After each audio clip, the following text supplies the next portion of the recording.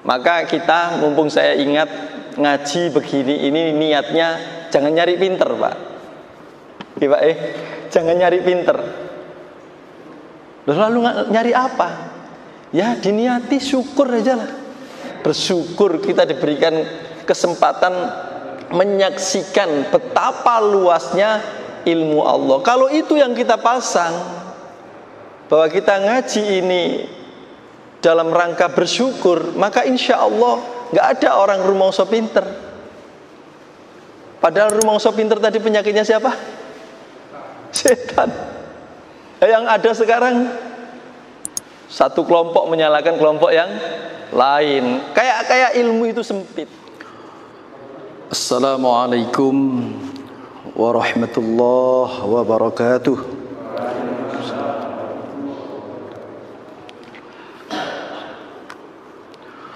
Al-Fatihah. Kita review sedikit. Pertama kita bahas masalah ta'awud. A'udzubillahi minasyaitonirrajim. Yang kedua kita membahas masalah bismillah. Yang ketiga kita membahas masalah alhamdulillah. Sedikit kita ulas.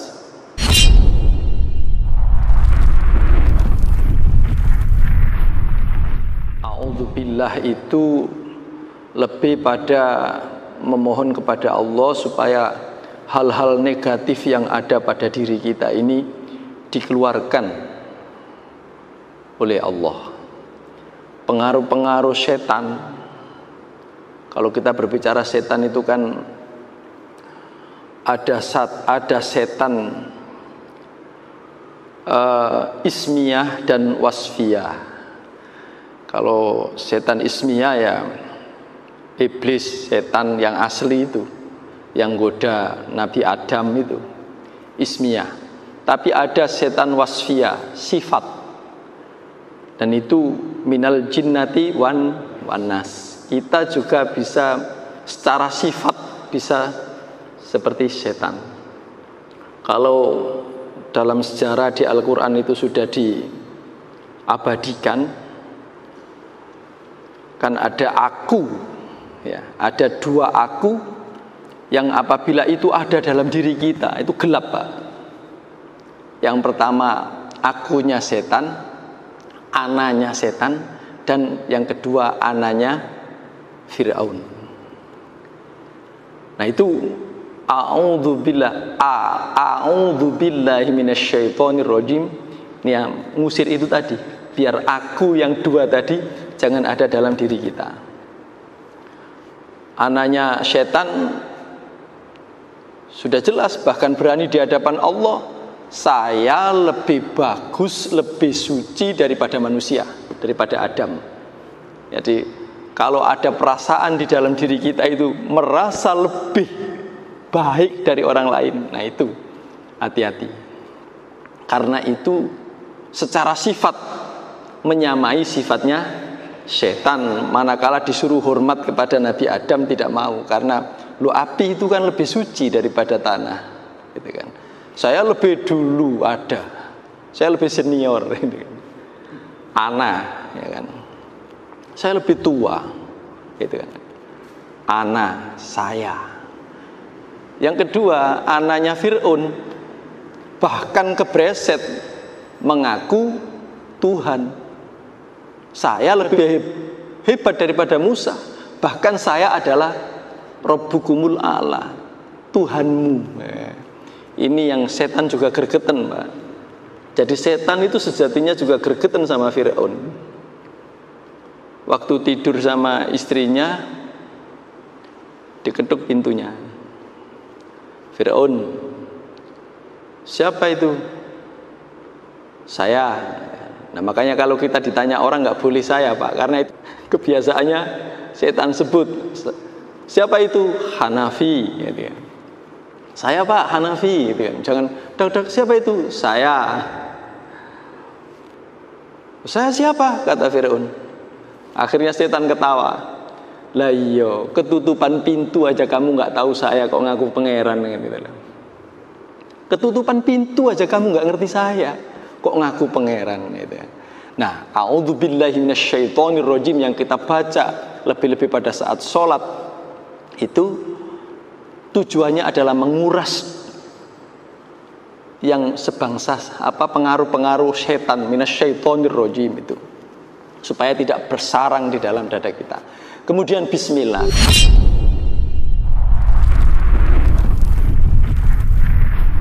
Bismillah lebih kepada mengharap supaya seluruh langkah dalam hidup kita ini betul-betul dibarengi oleh Allah,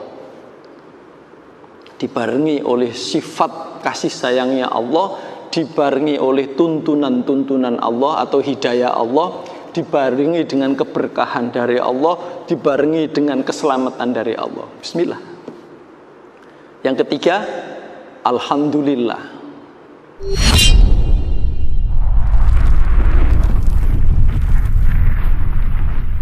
Habis sholat kita baca alhamdulillahirabbil alamin ala kulli halin wa nikmatin. Halin itu seluruh keadaan, enak gak enak alhamdulillah. Wa nikmatin, ya yang nikmat-nikmat. Kita masih Islam, kita masih mau ada kerentek, diberi kerentek oleh Allah, masih kepingin ke masjid. Ini alhamdulillah, kita syukuri. Yang keempat, sholawat.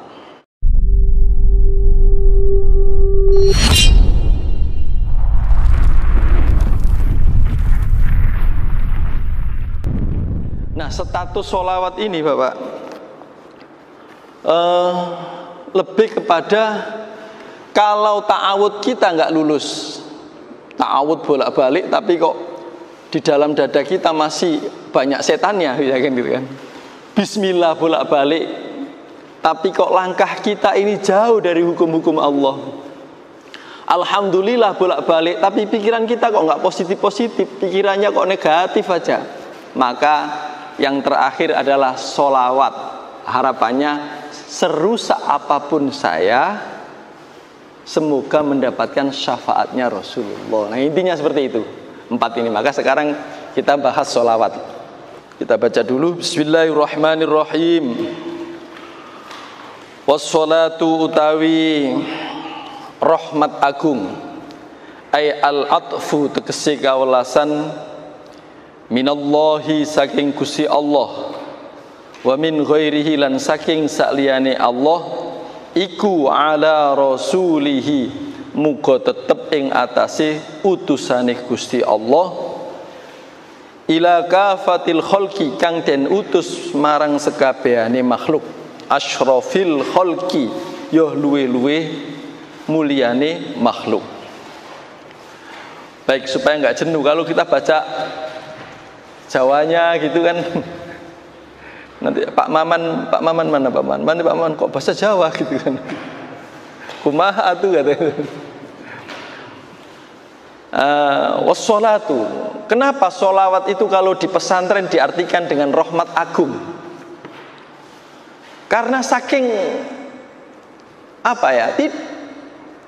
nggak bisa menerjemahkan secara detail yang maknanya sholawat itu, saking besarnya sholawat itu nggak bisa diterjemahkan sampean. Maka yang pas sudah, yang paling ringkes bahwa yang dimaksud sholawat itu adalah rahmat agung. Kalau Imam Nawawi Al-Bantani mengartikan as-sholatu itu ay al-atfu, tegese kawelasan. Kawelasan itu coba kita renungkan sejenak ya. Kita bisa bernafas itu kan tahu-tahu bernafas saja, tanpa pernah mengajukan proposal kepada Allah gitu. Kan kita nggak pernah mengajukan proposal kepada ya Allah, saya mohon diberi nafas 1 hari ini sekian, besok sekian, kan nggak pernah. Tapi kita udah dikasih nafas saja, berarti ini kawelasan. Lebih-lebih tahu-tahu kita udah jadi Islamnya. Tahu-tahu kita sudah beriman kepada Allah, kawelasan. Jadi kawelasan itu pemberian atau semua rahmat Allah yang kita sebelum meminta Allah sudah kasih. Kawelasan, rahmat agung. Nah itu kita doakan minallah, baik kawelasan saking Allah, wa min ghairihi lan kawelasan saking sakliyane Allah. Kan ada orang kadang-kadang tanpa kita minta tahu-tahu ngasih gitu kan, kawelasan. Itu kita berdoa ala rasulihi, muga-muga tetep ing atase Rasulullah. Kadang-kadang mohon maaf ada orang bukan Islam, pendeta begitu kan, malah di YouTube itu kadang-kadang menghujat begini. Itu lihat itu. Wong nabinya aja minta didoakan umatnya. Betapa dhaifnya itu nabi sampai minta didoakan umatnya. Mereka menafsiri berdasarkan akalnya. Maka kita, mumpung saya ingat ngaji begini, ini niatnya jangan nyari pinter, Pak. Iya, Pak, jangan nyari pinter. Lalu nyari apa? Ya diniati syukur aja lah. Menjadi saksi, biar semakin banyak yang kita kaji, biar kita jadi saksi betapa luasnya ilmu Allah Subhanahu wa taala. Akhirnya bersyukur kita diberikan kesempatan menyaksikan betapa luasnya ilmu Allah. Kalau itu yang kita pasang, bahwa kita ngaji ini dalam rangka bersyukur, maka insya Allah nggak ada orang rumangsa pinter. Padahal rumangsa pinter tadi penyakitnya siapa? Setan. Yang ada sekarang satu kelompok menyalahkan kelompok yang lain. Kayak ilmu itu sempit. Tugas kita itu sudah, kita yakin yang mana. Wong ajaran luas, yang penting ono dasari. Saya yakini yang ini, saya jalankan yang ini, sudah titik, tanpa menghina yang lain. Itu. Nah, kawelasan itu muga-muga ditetapkan atas Rasulillah. Kalau Rasulullah sudah diberi sholawat, coba nanti buka surat An-Nisa ayat 86. Itu kan jelas. Kalau Rasulullah sudah diberi dibacakan, kita berdoa untuk Rasulullah, itu kan berarti kita menghormati Rasulullah. Kalau Rasulullah kita hormati, maka pasti Rasulullah akan menjalankan perintah Allah. Idza huyitum bitahiyah fahayyu bi ahsana minha aw rudduha. Nek sampean dihormati, kita semua kalau kita dihormati, fahayyu bi ahsana minha, maka balik hormatilah orang yang menghormati itu dengan yang lebih baik. Aurudduha, minimal sama, gitu kan. Kalau kita membaca sholawat, pasti Rasulullah juga membaca sholawat, mendoakan kita. Kalau kita mendoakan, kalau sudah habis adzan itu apa doanya? Ati sayyidana Muhammadanil wasilata wal fadilah. Ya Allah, berilah Nabi Muhammad wasilah. Wasilah itu adalah sarana untuk bisa mendekat kepada Allah. Wasilah, berikan kepada Nabi Muhammad sarana supaya beliau dekat kepadamu. Itu artinya kita mendoakan diri kita sendiri. Wasilata wal fadilah, dan berikan Nabi Muhammad keutamaan. Nabi Muhammad sudah utama kok. Kita memberikan wal fadilah, itu artinya juga kita mendoakan kita sendiri. Mengapa kok kita melalui Nabi Muhammad? Karena Nabi Muhammad kekasihnya Allah. Kalau kita memuji kekasihnya, masa Allah gak memperhatikan kita? Kan seperti itu logikanya. Wasilah wal fadilah wasyarafah, dan kemuliaan. Maka adzan itu jangan sampai tidak disempatkan untuk jawab. Kalau bisa ya mendalam gitu Pak bacanya, gak usah kesusu. Penyakit kita itu baik sholat maupun menjalankan ibadah lain itu sepertinya buru-buru, kayak aja yang nunggu gitu ya. Sholat itu kayak ada yang nunggu gitu, padahal nek dipikir-pikir ditunggu siapa, enggak. Kayak ada yang nunggu kesusu kabeh. Wasilah wal fadilah wasyarafah wad darajah. Berikan derajat kepada Nabi Muhammad. Nabi Muhammad sudah punya derajat. Itu hakikatnya mendoakan diri kita sendiri. Ati ati sayyidana Muhammadanil wasilata wal fadila wasyarafa wa darajatal aliyatar rafi'ah, derajat yang tinggi. Ya, itu kan. Ala rasulihi kafatil khalqi asyrafil khalqi. Nabi Muhammad itu disebut sebagai asyrafil khalqi, mulia-mulianya makhluk. Satu hal perlu kami sampaikan, Nabi Muhammad itu nabi yang utama dibanding nabi-nabi yang lain dalam soal keutamaan. Dalam hal keutamaannya Nabi Muhammad itu senior. Tapi dalam hal urut-urutan Nabi Muhammad tetap junior. Inilah hebatnya Islam itu, karena nabinya tidak terputus. Nabi Muhammad sudah menyatakan, saya bukan nabi dengan agama baru, bukan. Itu utusan. Ma'akunu bid'am minar rusul. Aku bukan nabi dengan agama baru, bukan. Maka kalau orang-orang penulis-penulis barat itu kan mengatakan Nabi Muhammad adalah pencetus Islam. Salah. Kita jangan mengiyakan itu. Karena ibarat rantai itu tidak terputus. Nabi itu kan ribuan. Dari Nabi Adam ke Nabi Muhammad kan ribuan. Saking sayangnya Allah, umat Islam hanya diwajibkan tahu yang 25 saja. Sebagai nabi Nabi Adam itu kalau ditanya, Adam, sampean sudah menyampaikan kebenaran lah? Sudah ya Allah. Siapa saksimu? Muhammad. Lah aneh toh? Padahal Nabi Muhammad belum lahir. Karena ibarat rantai itu, yang ujung ini ya Nabi Adam, kalau rantai ketemu yang terakhir kan, kalau digadukkan kan ketemu. Nah ini ya rantai ya. Ini Nabi Adam, ini Nabi Muhammad. Kalau mata rantai ini digadukkan gini kan, ketemu kan. Nah, dan ini terus bersambung. Beda, mohon maaf, kalau Yahudi kan mengagung-agungkan Nabi Musa, bahwa Nabi ya Musa, yang lain bukan, kan gitu. Kemudian yang Nasrani mengagung-agungkan Nabi Isa. Nabi apa bahkan anak Tuhan adalah Isa, yang lain bukan, kan begitu kan. Tapi Nabi Muhammad tidak. Saya adalah penerus mereka. Ini hebatnya Islam. Jadi Nabi juga nggak mau dibenturkan dengan Nabi Musa. Kan ada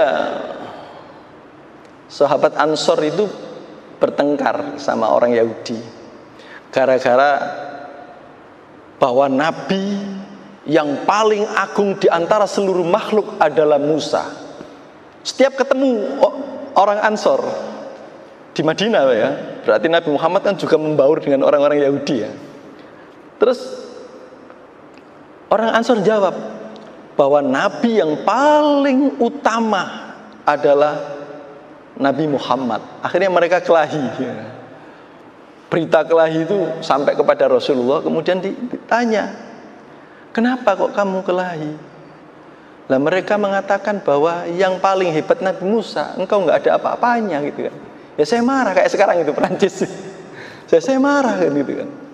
Nabi Muhammad jawabnya, dikiranya oleh Ansor ini akan membela kaum Ansor.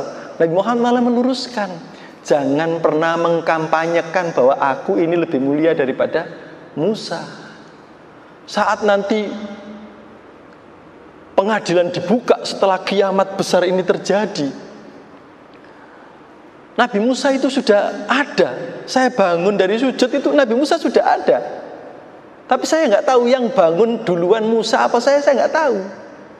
Nah, siapa yang mulia di antara saya juga nggak boleh untuk mengaku. Makanya di dalam sholat itu, Assalamu alaina wa ala ibadillahis solihin. Ada wawunya Pak.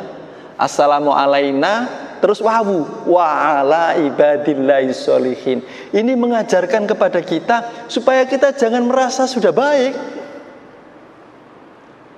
Kan Nabi Muhammad assalamu alaina, muga-muga keselamatan tetap kanggone aku lan umat-umatku. Kemudian ditambah wa ala ibadillahi sholihin, dan semoga juga ditetapkan Allah kepada hamba-hambanya yang soleh. Artinya apa? Nabi Muhammad saja tidak mengaku soleh. Kalau seandainya Nabi Muhammad mengaku soleh, nggak ada wawunya, assalamu alainas sholihin gitu. Semoga keselamatan diberikan Allah kepada aku yang soleh ini, kan gitu. Oh, wawu saja bedanya sudah seperti itu. Jadi Nabi Muhammad tidak menganggap dening Gusti Allah menilai dirinya soleh. Soleh itu urusannya Allah, bukan aku yang ngeklaim bahwa aku adalah soleh gitu. Yang penting saya kepingin selamat, umat-umatku kepingin selamat, umat-umatku sampai akhir zaman kepingin selamat. Nah, maka wassolatu, baca sholawat ini penting. Besok orang yang paling akhir ditemukan di neraka, umatnya yang paling terakhir ditemukan adalah orang yang seumur hidupnya pernah membaca sholawat 1 kali. Kalau kita sudah sering 1000 kali, insya Allah nggak jadi yang terakhir. Man qala la ilaha illallah dakhalal jannah. Siapa yang pada saat meninggal akhir kalamnya itu la ilaha illallah, pasti masuk surga. Tapi persoalannya langsung masuk surga atau mampir dulu, gitu kan? Maka kita ada doa Allahumma ajirna minan nar, gitu kan? Apa harapannya? Ya Allah, aku ojo suwi-suwi mampir di neraka, kan itu. Allahumma ajirna minan nar. Ya Allah, aku ojo suwi-suwi mampir di neraka, nek iso langsung selametno aku. Ajirna itu bukan ajurno ya, bukan ya, ajirna pakai kasro. Nek ajurno itu nanti malah masuk neraka. Jangan salah kasro ya. Allahumma ajurna nduk neraka. Allahumma ajirna minan nar. Ya Allah, selamatkan agar aku tidak lama-lama di neraka. Kalau bisa langsung gitu. Nah, kalau saya baca hadis itu, termasuk orang yang langsung masuk surga itu adalah orang yang hidupnya di dunia sakit-sakitan dan dia ikhlas. Sakit-sakitan dan dia ikhlas. Ada orang langsung masuk surga. Ini padahal yang ngantri ini orang ahli sholat, ahli ibadah lah pokoknya. Akhirnya protes, jawil malaikat. Malaikat, itu kok langsung ke surga itu apa ceritanya? Mereka itu adalah orang-orang yang sering sakit dan waktu sakit itu ikhlas. Dia alhamdulillah berpositif thinking pada Allah, maka dia langsung. Kata orang yang tanya tadi, ngerti yo biyen aku nduk donya njaluk loro. Tapi ini hadis khusus untuk sambang wong loro ya.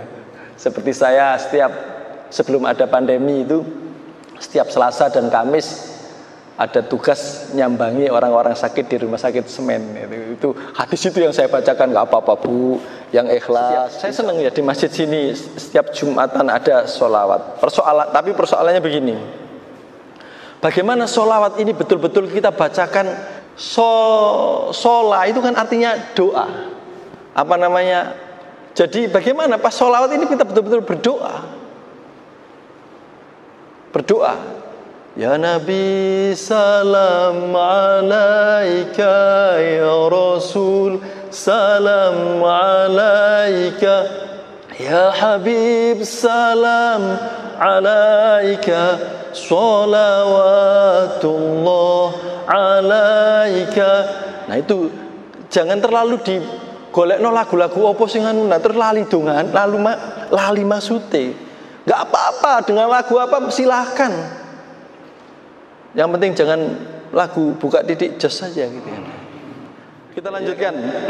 Nanti nggak masuk materi ya. Kalau dibahas terus tentang sholawat, pokoknya sholawat itu keren Pak. Amalan paling intinya begini, bagaimana kita ini pantas minta dianggap sebagai umatnya Rasulullah. Sehingga misalkan bismillahnya tadi nggak lulus, ta'awudnya tadi kurang bener, mari ta'awud tapi saya tetap berteman dengan setan. Mari bismillah tapi lali mbek pangeran, alhamdulillah tapi negatif terus hidupnya misalkan. Ya, tinggal as-salat, minta syafaat dari Rasulullah. Ya, semoga kita semua dapat syafaatnya Rasulullah. Ya.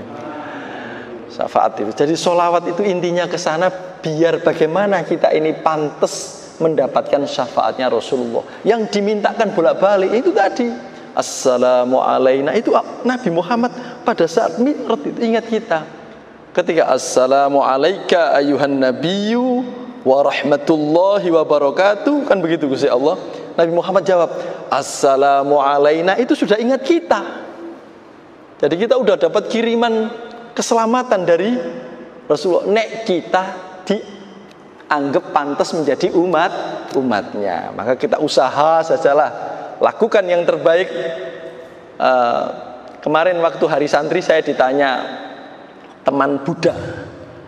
Ada saya teman di FKUB itu kan ada teman Buddha. Tanya kepada saya, Pak Imam, batasannya santri dan kemudian menjadi kiai itu di mana? Berapa umur? Umur berapa katanya gitu kan. Saya bilang seperti ini, maksudnya assalamu alaina, terkait dengan assalamu alaina ini. Santri itu enggak tanpa batas. Dan kita sebaiknya merasa jadi santri. Perkara kita dipandang orang layak jadi kiai, itu orang lain yang menilai. Nah, saya jawab begitu. Jadi nggak ada batasannya. Selamanya kita ini santri. Nah, sama dengan ini tadi, assalamu alaina. Nabi Muhammad walaupun disebut asyrafil khalqi, mulia-mulianya makhluk, tapi beliau tidak merasa soleh.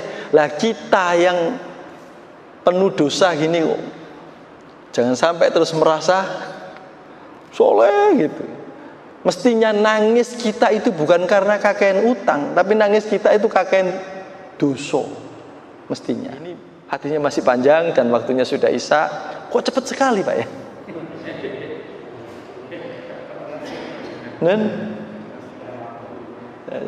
Tapi mohon maaf, ini ngaji kayak gini, kalau ini sekiranya tidak menarik, nanti ganti kitab lagi. Tapi saya itu seneng sekali dengan kitab ini karena dingin gitu loh Pak. Dingin. Jadi kalau sampean baca status, ketemu orang, kok habis baca status, habis ketemu orang tadi kok dada sampean panas, jangan diteruskan. Berarti status itu provokator. Orang yang sampean temui tadi berarti provokator. Habis ketemu sampean hatinya panas kok. Nah, baca kitab ini dingin. Gitu. Jadi ini bukan provokator. Ini kayaknya kalau dingin ini arahnya ke surga. Kalau secara fisika itu kan dosa itu panas. Kalau kita kumpulkan, ya itu jadi neraka. Berbuat baik itu dingin. Kalau kita kumpulkan jadi AC di surga nanti kan gitu. Gitu, dingin ya. Ayo yang dingin, yang santai saja gitu, yang kecil jangan dibesar-besarkan gitu ya. Terima kasih, mohon maaf. Assalamualaikum warahmatullahi wabarakatuh.